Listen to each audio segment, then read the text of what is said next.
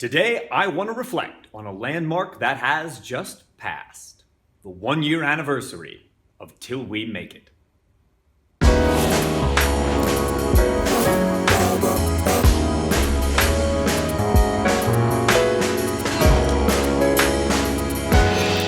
I'm Mike Quackenbush. This is Til We Make It. And if you are passionate about the craft of professional wrestling, if you're on a path of constant self-improvement, then subscribe to my channel now so you never miss out.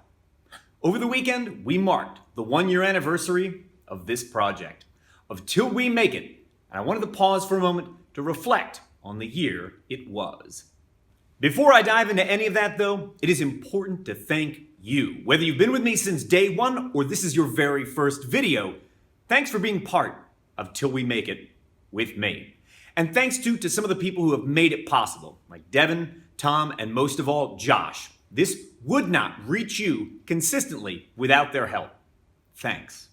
Overall, I think my goal for Til We Make It has remained the same since we launched. It was to create a repository of knowledge and experience that I wish I'd had access to when I began my journey decades ago in professional wrestling. I thought not having access to that type of information slowed down my own career growth. And I didn't want someone else to feel as if they failed to achieve their personal goals in professional wrestling for lack of that same knowledge. It is still a little surprising to me to think here we are some 150 videos later, some 3,000 subscribers later, the way in which this has grown and taken on a life of its own. And I want to mention just 3 videos that were milestones for me along the path to here, the 1-year anniversary of this project.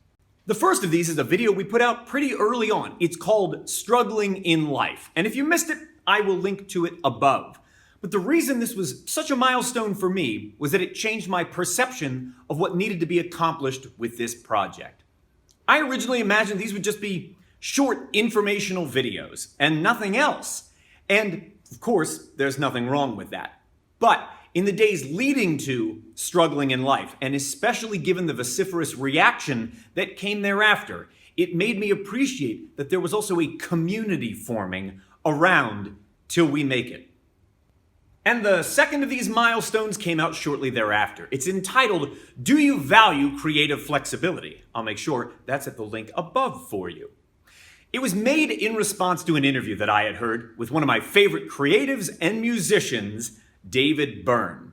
The process of having to write that episode for you caused me to have a rather profound revelation about the way I look at my own body of work. And I don't want to ruin the content of the video for you, but by the end, I came to a really important realization about where I'm at now, decades deep in my own career as a professional wrestler, and the way that I look back on my successes and my failures. The third and final one of these milestone videos that I want to acknowledge today is the one I wrote following May 23rd and the tragic passing of Hana Kimura. I made this largely about social media and the way it impacts our lives. I will link to it above in case you haven't seen it. But thereafter, it gave me reason to reevaluate my own relationship with social media. And it did trigger some real change in my life, which I will share with you now.